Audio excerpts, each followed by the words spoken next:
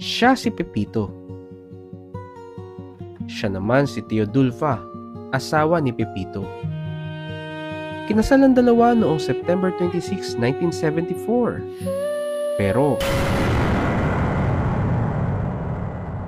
binaril ni Pepito si Teodulfa, April 24, 1985. Ang pangyayaring ito nagresulta sa kamatayan ni Teodulfa. Matapos ang 1 year and 8 months, si Pepito nagpakasal sa isang nagngangalang Norma. Ang kanilang kasal ay walang marriage license. Pero nag-execute si Pepito at si Norma ng affidavit na nagsasaad na sila'y nagsasama bilang mag-asawa sa loob ng at least 5 years, kung kaya exempt na sila sa pagkuha ng marriage license.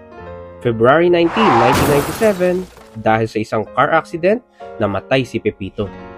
Ang mga anak ni Pepito kay Teodulfa nag-file ng petition for declaration of nullity of marriage sa pagitan ni Pepito at ni Norma.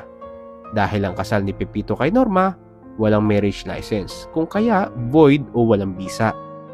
Dinismiss ng RTC ang kaso. Ang mababang hukuman, in-apply ang Article 47 ng Family Code.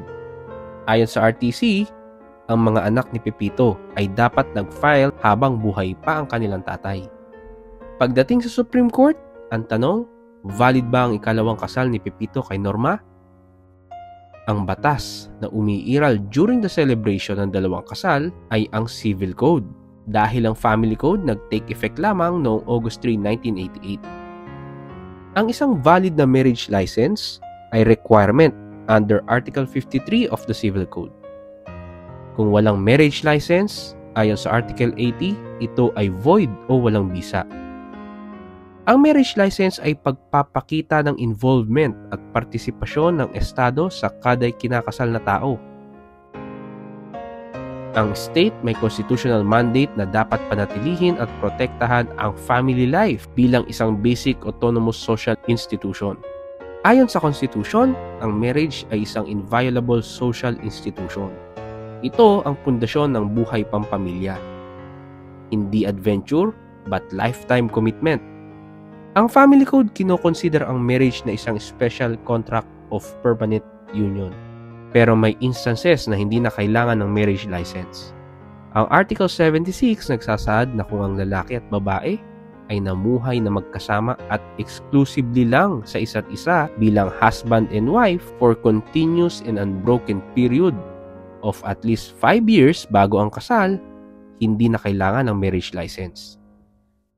Ang dahilan ay upang maiwasang ma-expose ang dalawa sa kahihiyan na maaari nilang maranasan dahil malalaman ng publiko na sila'y nagsasama outside a valid marriage dahil pinapaskil o pinapublish ang pangalan ng applicants sa marriage license. Ang publicity maaaring mag-discourage sa kanila na magpakasal.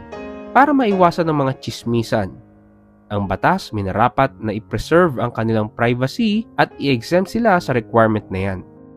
Ang tanong, ano ang reckoning period ng 5 years? Ang 5 taon na tinutukoy sa batas ay yung years kung saan ang bukod tanging missing factor ay yung kasal. Ang 5-year period ng cohabitation o pagsasama ay sisimulang bilangin pabalik from the time of the celebration of marriage. Yung 5 years na yon, dapat yon ay period ng legal na pagsasama sana kung silang dalawa ay kasal. Dapat characterize yan ng exclusivity, meaning walang third party, at continuity, meaning unbroken. Ang marriage license ay required para ipaalam sa publiko na ang dalawang tao ay magkakaisa bilang mag-asawa at ang sino man na aware o may alam na impediment o hadlang sa kanilang pag-iisang dibdib ay dapat ipaalam ang impediment na yan sa civil registrar. Ang batas na yan sa Civil Code ay ni-reiterate sa Family Code. Sa ating mga batas, bawal ang concurrence of multiple marriages o maraming pinapakasalan ang isang tao during the same period.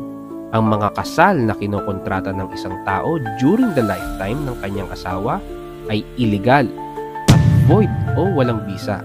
Exceptions lang dyan ay absence o di kaya na-dissolve or naanal ang unang kasal. Monogamy ang umiiral sa ating mga batas. Ang kasal ni Pepito at ni Norma hindi valid. Mula nang mamatay ang unang asawa ni Pepito, 20 months lang ang lumipas. Kahit na ang pagsasama nilang dalawa ay nagsimula during the time na hindi na nagsasama sa iisang bahay si Pepito at Teodulfa, ang period na yan ay hindi ang 5-year period na sinasabi sa batas.